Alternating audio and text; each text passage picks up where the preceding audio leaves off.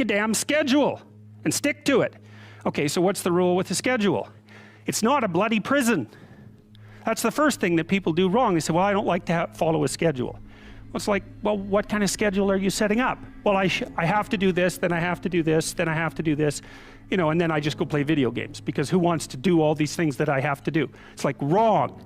Set the damn schedule up so that you have the day you want. That's the trick. It's like, okay, I've got tomorrow. If I was going to set it up so it was the best possible day I could have, practically speaking, what would it look like? Well, then you schedule that, and obviously there's a bit of responsibility that's going to go along with that, because if you have any sense, one of the things that you're going to insist upon is that at the end of the day you're not in worse shape than you were than at the beginning of the day, right? Because that's a stupid day.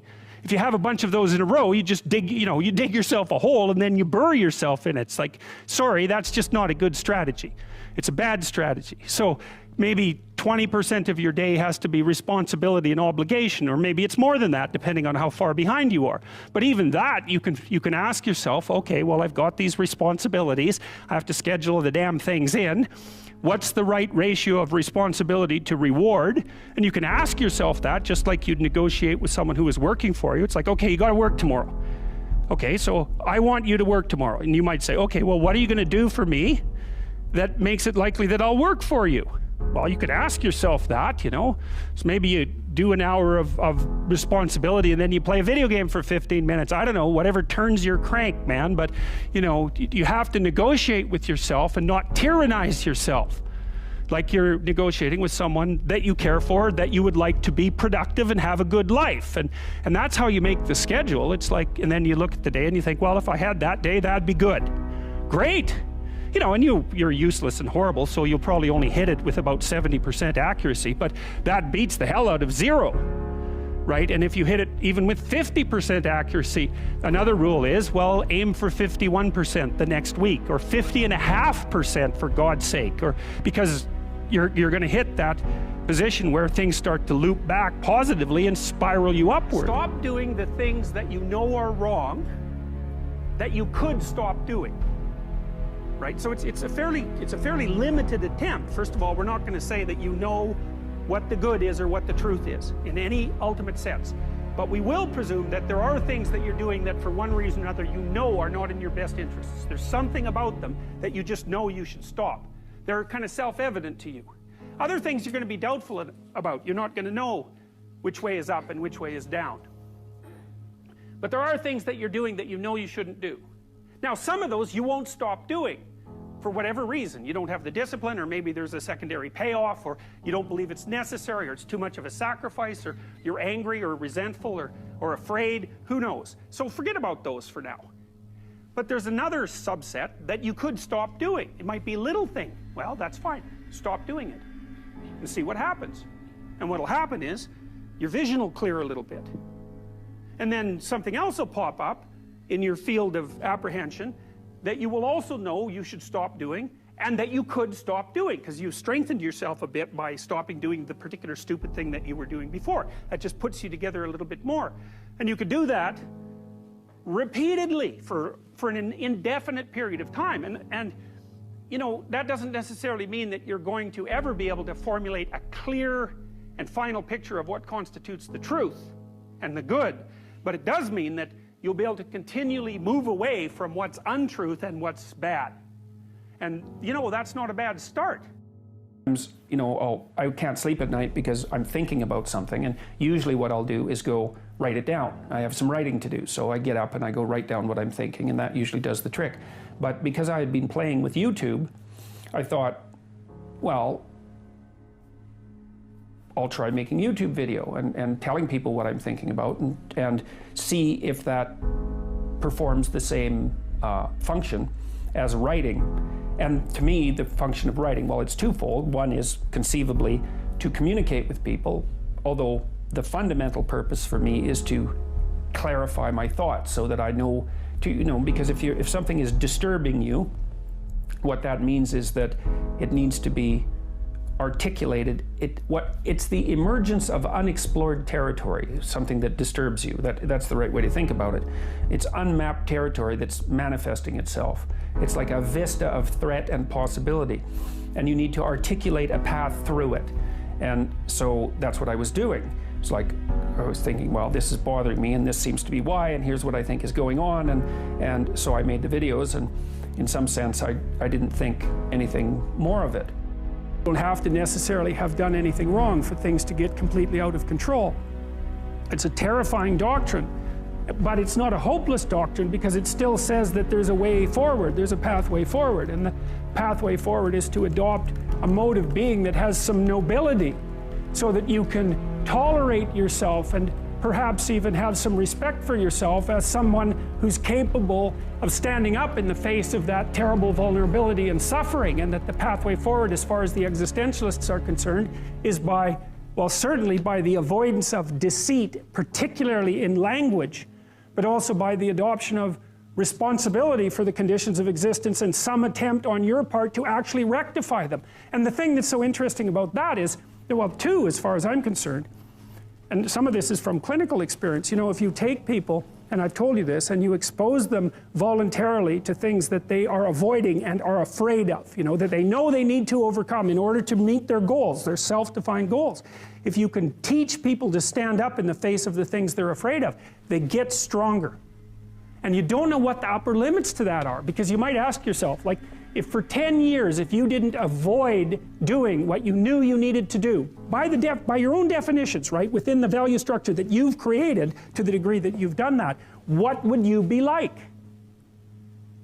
Well, you know, there are remarkable people who come into the world from time to time, and there are people who do find out over decades-long periods what they could be like if they were who they were, if they spoke their being forward.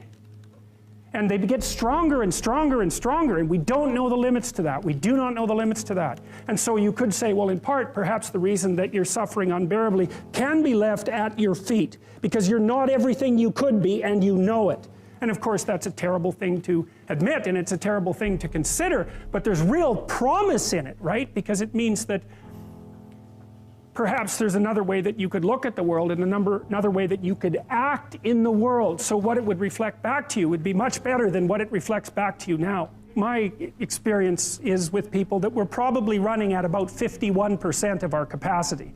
I mean, you can think about this yourselves. I often ask undergraduates how many hours a day you waste, or how many hours a week you waste, and the classic answer is something like 4 to 6 hours a day. You know, inefficient studying, watching things on YouTube that not only do you not want to watch, that you don't even care about, that make you feel horrible about watching after you're done. That's probably 4 hours right there. You know, you think, well, that's 25 hours a week, it's 100 hours a month, that's 2.5 full work weeks, it's half a year of work weeks per year. And if your time is worth $20 an hour, which is a radical underestimate, it's probably more like 50 if you think about it in terms of deferred wages. If you're wasting 20 hours a week, you're wasting $50,000 a year. And you are doing that right now. And it's because you're young, wasting $50,000 a year is a way bigger catastrophe than it would be for me to waste it, because I'm not going to last nearly as long. And so if your life isn't everything it could be, you could ask yourself, well, what would happen if you just stopped wasting the opportunities that are in front of you? You'd be who knows how much more efficient, 10 times more efficient, 20 times more efficient. That's the Pareto distribution. You have no idea how efficient people get. It's off the charts. Well, and if we all got our act together collectively and stopped making things worse, because that's another thing people do all the time, not only do they not do what they should to make things better, they actively attempt to make things worse because they're spiteful or resentful or arrogant or deceitful or homicidal or genocidal, or all of those things all bundled together in an absolutely pathological package. If people stopped really, really trying just to make things worse, we have no idea how much better they would get just because of that. So there's this weird dynamic that's part of the existential system of ideas between human vulnerability, social judgment, both of which are major causes of suffering, and the failure of individuals to adopt the responsibility that they know they should adopt. It isn't merely that your fate depends on whether or not you get your act together and to what degree you decide that you're going to live out your own genuine being. It isn't only your fate. It's the fate of everyone that you're networked with. And so, you know, you think, well, there's 9 billion, 7 billion people in the world. We're going to peak at about 9 billion, by the way, and then it'll decline rapidly, but 7 billion people in the world, and who are you? You're just one little dust mote among that 7 billion, and so it really doesn't matter what you do or don't do, but that's simply not the case. It's the wrong model, because you're at the center of a network. You're a node in a network. Of course, that's even more true now that we have social media. You'll know 1,000 people, at least over the course of your life. And they'll know 1,000 people each, and that puts you one person away from 1 million, and 2 persons away from 1 billion. And so that's how you're connected. And the things you do, they're like dropping a stone in a pond. The ripples move outward, and they affect things in ways that you can't fully comprehend. And it means that the things that you do and that you don't do are far more important than you think. And so if you act that way, of course, the terror of realizing that is that it actually starts to matter what you do. And you might say, well, that's better than living a meaningless existence. It's better for it to matter. But I mean, if you really asked yourself, would you be so sure if you had the choice? I can live with no responsibility whatsoever. The price I pay is that nothing matters. Or I can reverse it and everything matters. But I have to take the responsibility that's associated with that. It's not so obvious to me that people would take the meaningful path. You know, when you say, well, nihilists suffer dreadfully because there's no meaning in their life, and they still suffer. Yeah, but the advantage is they have no responsibility. So that's the payoff, and I actually think that's the motivation. Say, well, I can't help being nihilistic. All my belief systems have collapsed. It's like, yeah, maybe. Maybe you've just allowed them to collapse because it's a hell of a lot easier than acting them out. And the price you pay is some meaningless suffering, but you can always whine about that and people will feel sorry for you, and you have the option of taking the pathway of the martyr, so that's a pretty good deal, all things considered, especially when the alternative is to bear your burden properly and to live forthrightly in the world. Well, what Solzhenitsyn figured out, and so many people in the 20th century, it's not just him, even though he's the best example, is that if you live a pathological life, you pathologize your society. And if enough people do that, then it's hell. Really, really. And you can read the Gulag Archipelago if you have the fortitude to do that, and you'll see exactly what hell is like. And then you can decide if that's a place you'd like to visit, or even more importantly, if it's a place you'd like to visit and take all your family and friends. Because that's what happened in the 20th century. I started to pay very careful attention to what I was saying.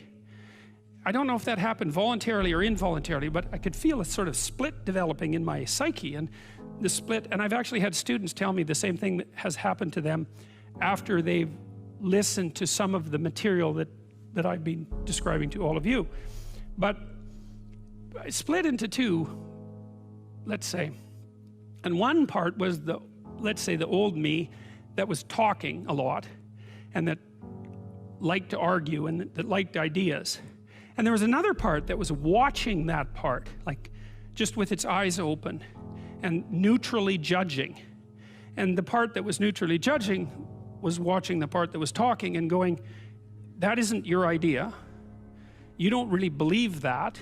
You don't really know what you're talking about. That isn't true. And I thought, that's really interesting. So now and that was happening to like 95% of what I was saying. And so then I didn't really know what to do. I thought, okay, this is strange. So maybe I've fragmented, and that's just not a good thing at all. I mean, it wasn't like I was hearing voices or anything like that. I mean, it wasn't like that. It was, well, people have multiple parts. So then I had this weird conundrum. It was like, well, which of these two things are me? Is it the part that's listening and saying, no, that's rubbish, that's a lie, you're doing that to impress people, you're just trying to win the argument, you know? Was that me, or was the part that was going about my normal verbal business me? And I didn't know, but I decided I would go with the critic. And then what I tried to do, what I learned to do, I think, was to stop saying things that made me weak. And now I mean, I'm still trying to do that, because I'm always feeling when I talk whether or not the words that I'm saying are either making me align or making me come apart. And I think the alignment, I really do think the alignment I think alignment is the right way of conceptualizing it, because I think if you say things that are as true as you can say them, let's say, then they come up They come out of the depths inside of you. Because we don't know where thoughts come from. We don't know how far down into your substructure the thoughts emerge. We don't know what processes of physiological alignment are necessary for you to speak from the core of your being. We don't understand any of that. We don't even conceptualize that, but I believe that you can feel that. And I learned some of that from reading Carl Rogers, by the way, who's a great clinician, because he talked about mental health in part as a coherence between the spiritual or the abstract and the physical, that the two things were aligned. And there's a lot of idea of alignment in psychoanalytic and clinical thinking. But anyways, I decided that I would start practicing not saying things that would make me weak. And what happened was that I had to stop saying almost everything that I was saying. I would say 95% of it. It's a hell of a shock to wake up and I mean, this was over a few months, but it's a hell of a shock to wake up and realize that you're mostly dead wood. It's a shock, you know, and you might think, well, do you really want all of that to burn off? It's like, well, there's nothing left but a little husk, 5% of you. It's like, well, if that 5% is solid, then maybe that's exactly what you want to have happen.